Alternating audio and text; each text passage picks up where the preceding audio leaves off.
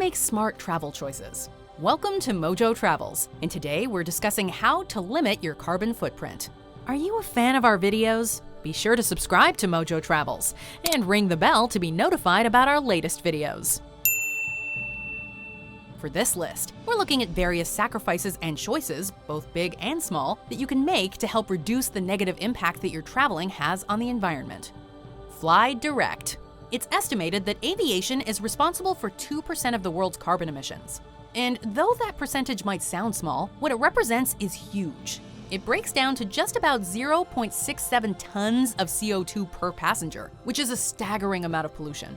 As such, we'll be discussing a variety of alternatives and ways to reduce flying time. But let's be honest, you can't reasonably expect people to give up flying altogether. And so, when there's no viable alternative means of transportation to your destination, we encourage you to shoulder as much of the burden as you can by spending a little more to fly direct. Takeoff and landing are two extremely energy-hungry stages of flight, and the more connections you make, the higher your carbon emissions for the trip. Take the bus or train. Carpooling is all well and good, but if you're really committed to minimizing your environmental impact, we highly recommend going for a more collective transport option, like the bus. We know, it's just about the least appealing way to get to where you want to go. There are often multiple stops, you're sharing one small bathroom with dozens of people, it's not particularly fast, the seats are rarely spacious, and worst of all, you are vulnerable to additional slowdowns like traffic. But there's usually free Wi-Fi, and in terms of affordability, there's really no beating the price of a bus ticket. Trains, with the exception of the newest, most efficient models, aren't quite as carbon-friendly as the bus, but they are a close second, and still much better than flying. Indulge in more domestic travel. Whether it's by bus, train, or car, one of the best things you can do to reduce your personal carbon footprint while traveling is to take a closer look at your own figurative backyard. We're not trying to sell you merely on a staycation, though they can be a great budget alternative. But maybe there's a great city that you've never visited or a region known for its striking natural beauty that's only a 4 to 6 hour drive away. Sure, exotic, far-off lands might be more appealing in terms of romanticism and culture shock, but you can equally have the trip of a lifetime without ever leaving the country or continent. Not only will it reduce your carbon footprint substantially, even with the driving, but it will also likely save you money. Bike within the city. Okay, so you've officially made it to your city destination. You wound up flying there because it was overseas, and sigh, you couldn't afford to fly direct. Or maybe there were literally no direct flights available. But now that you have arrived, you can start trying to make up the difference. Most major cities now have well-developed, low-cost bike-sharing programs in place. Travelers often spend a small fortune on taxis and Ubers when in a foreign city, but a bike is much more eco-friendly. Plus, it's a great way to get your bearings and discover new areas you may otherwise have never encountered. Make it your personal goal to minimize carbon use between your arriving and departing flights. With bikes and public transportation, it's easier than you might think.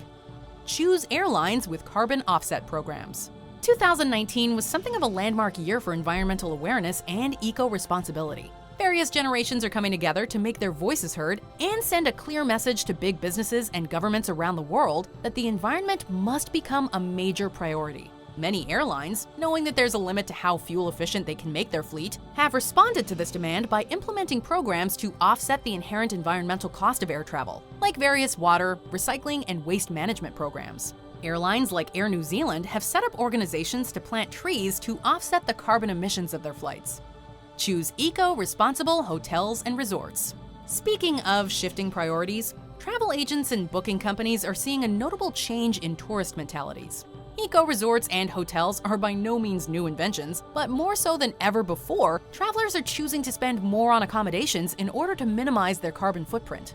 If it's a beach getaway you're after, pick a resort that's committed to reducing waste wherever possible. Unfortunately, some eco-resorts and eco-tourism packages can be prohibitively expensive to the average traveler, but the price differences at eco-responsible hotels are usually much easier to swallow. Be it in their approach to water management, insulation, electricity, or rooftop space, a hotel can make a big difference. And by choosing to support them, you're doing your own small part. Be energy efficient, even in your hotel. Travel is expensive, and so whatever you're paying for, be it drinks, a meal, a tour, or a hotel room, there's often this overwhelming drive to get your money's worth. In the case of a hotel room stay, this often translates into taking the extra mini shampoos, using as many towels and robes as they'll give you, keeping the TV on at all times, and never bothering to turn off the lights.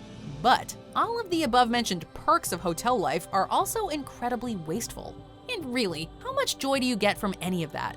Even if you can't afford to stay at an eco-hotel while traveling, make up the difference yourself by reducing your personal carbon footprint however possible.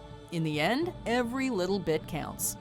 Prioritize the environment over convenience. Traveling is a thirsty endeavor, especially when visiting a hot, sunny climate. And for most travelers, attempting to stay well hydrated unfortunately translates into going through a whole lot of single-use plastic water bottles. Finding a place to fill up your reusable bottle might be less practical, but it's a minor inconvenience to avoid being a wasteful traveler. The same thing goes for travel-sized versions of toiletries and personal hygiene products. The ratio of packaging is off the charts, when small reusable travel containers would usually work just fine. Also, avoid disposable cutlery whenever possible. And when it comes to souvenirs, leave the cheap plastic doodads on the shelf. They might be inexpensive, but that also means they're likely to wind up in a landfill sooner rather than later. Respect the destination. Are you in awe of the natural or human-made beauty of the destination you find yourself in? Does it live up to the hype? Is it everything you dreamed of and more? Great! So now, let's all do our part to keep it that way. If you really appreciate a city, town, beach, resort, or national park, you should be making every effort to diminish the environmental cost of you being there. Don't litter. Don't insist on renting a car unnecessarily and contributing to road congestion and local emissions.